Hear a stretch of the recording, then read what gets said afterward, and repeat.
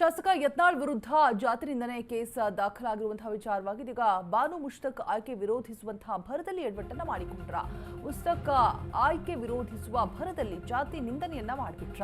ಸನಾತನ ಹಿಂದೂಗಳು ಚಾಮುಂಡಿ ಪೂಜೆಯನ್ನ ಮಾಡಬೇಕು. ಮುಷ್ತಕ್ ಆಯ್ಕೆ ವಿರೋಧಿಸುವ ಭರದಲ್ಲಿ ಜಾತಿ ನಿಂದನೆಯನ್ನ ಮಾಡಿ ಬಹುದೊಡ್ಡ ಎಡವಟ್ಟನ್ನ ಮಾಡಿಕೊಂಡಿದ್ದಾರೆ. ಶಾಸಕ ಯತ್ನಾಳ್ ವಿರುದ್ಧ ಜಾತಿ ನಿಂದನೆ ಕೇಸ್ ಕೂಡ ಇದೀಗ ದಾಖಲಾಗಿರುವಂಥದ್ದು. ಮುಷ್ತಕ್ ಆಯ್ಕೆ ವಿರೋಧಿಸುವ ಭರದಲ್ಲಿ ಆಡಿರುವಂತಹ ಮಾತುಗಳು ವಿಡಿಯೋ ಆಧರಿಸಿ ಕೇಸ್ ದಾಖಲು ಕೂಡ ಮಾಡಲಾಗಿದೆ.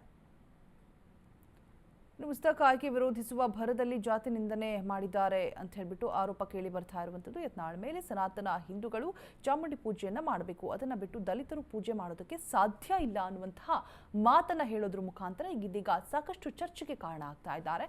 ಇನ್ನು ವಿಡಿಯೋ ಆಧರಿಸಿ ಕೇಸ್ ದಾಖಲಿಸಿದ್ದಾರೆ ಮಲ್ಲು ಪೂಜಾರ್. ಕೊಪ್ಪಳ ನಗರ ಪೊಲೀಸ್ ಠಾಣೆಯಲ್ಲಿ ಈ ಬಗ್ಗೆ ಪ್ರಕರಣ ಕೂಡ ಸದ್ಯಕ್ಕೆ ದಾಖಲಾಗಿರುವಂಥದ್ದು. ಇನ್ನು ದಲಿತರ ಅವಹೇಳನಕಾರಿ ಹೇಳಿಕೆ ಹಿನ್ನೆಲೆ ಕೇಸನ್ನ ದಾಖಲು ಮಾಡಲಾಗಿದೆ. ವಿಡಿಯೋ ಲಗತ್ತಿಸಿ ದೂರನ್ನ ನೀಡಿದ್ದಾರೆ ದಲಿತ ಮುಖಂಡರು. ಯತ್ನಾಳ್ ಮೇಲೆ ಆಗಿರುವಂತಹ ಒಂದು ಕೇಸ್ ಮಾತಿನ ಭರದಲ್ಲಿ ಬಾನು ಮುಷ್ತಕ್ ಉದ್ಘಾಟನೆ ಮಾಡಬಾರದು ಅನ್ನುವಂತಹ ಮಾತನ್ನ ಹೇಳುವಂತಹ ಭರದಲ್ಲಿ ಮಾಡಿರುವಂತಹ ಜಾತಿ ನಿಂದನೆ.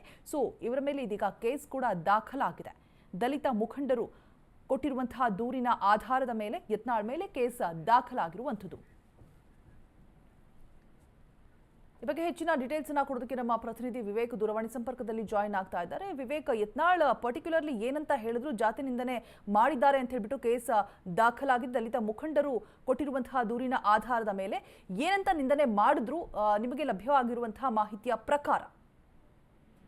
ರೋಜಾ, ಈಗಾಗಲೇ ಏನು ಬಾನು ಮುಷ್ತಾಕ್ ಅವರು ದಸರಾ ಉದ್ಘಾಟನೆಗೆ ಅವ್ರಿಗೆ ಆಹ್ವಾನ ಕೊಡಲಾಗಿತ್ತು. ಅಲ್ಲಿಂದ ಕೂಡ ಒಂದ್ ರೀತಿಯಾಗಿ ಸರ್ಕಾರದ ವಿರೋಧಿ ಹೇಳಿಕೆಗಳನ್ನ ನೀಡೋದಕ್ಕೆ ಒಂದಿಷ್ಟು ಜನ ಪ್ರಾರಂಭ ಕೂಡ ಮಾಡ್ತಾರೆ. ಅದರಲ್ಲಿ ಯತ್ನಾಳ್ ಅವರು ಕೂಡ ಒಂದಿಷ್ಟು ಹೇಳಿಕೆಗಳನ್ನ ನೀಡೋದಕ್ಕೆ ಪ್ರಾರಂಭ ಮಾಡ್ತಾರೆ.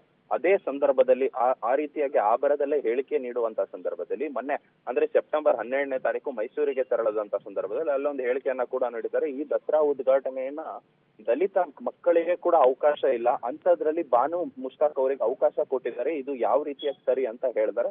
ಇದೆಲ್ಲ ಒಂದ್ ಕಡೆ ಈ ರೀತಿಯಾಗಿ ಹೇಳಿಕೆ ಕೊಡೋದು ದಲಿತರಿಗೆ ನೋವು ಮಾಡಿದೆ, ದಲಿತ ಸಮಾಜದವರಿಗೆ ಕಂಪ್ಲೀಟ್ಲಿ ನೋವು ಮಾಡಿದೆ ಅಂತ ಒಂದು ದಲಿತ ಮುಖಂಡರು ಹೋಗಿ ಒಂದಿಷ್ಟು ದೂರುಗಳನ್ನ ಕೂಡ ಸಲ್ಲಿಕೆ ಮಾಡ್ತಾರೆ. ಆ ದೂರಿನ ಪ್ರತಿಯಾಗಿ ಅವರ ವಿರುದ್ಧ FIR ಕೂಡ ದಾಖಲಾಗುತ್ತೆ. ಇಲ್ಲಿಯವರೆಗೂ ಈಗ ನೋಡ್ತಾ ಹೋದ್ರೆ ಒಂದಿಷ್ಟು ದಿನಗಳಲ್ಲಿ ಅಂದ್ರೆ 3-4 ಕಳೆದ ಒಂದು ವಾರದಲ್ಲೇ ಅವರ ವಿರುದ್ಧ ಒಂದು ಇದು ಆಗ್ತಿರುವಂತ 4ನೇ FIR ಅಂತಾನೆ ಕೇಳಿ ಬರ್ತಾ ಇದ್ದಾರೆ. All right, thank you Vivek ತಮ್ಮೆಲ್ಲ ಡೀಟೇಲ್ಸ್ಗಾಗಿ.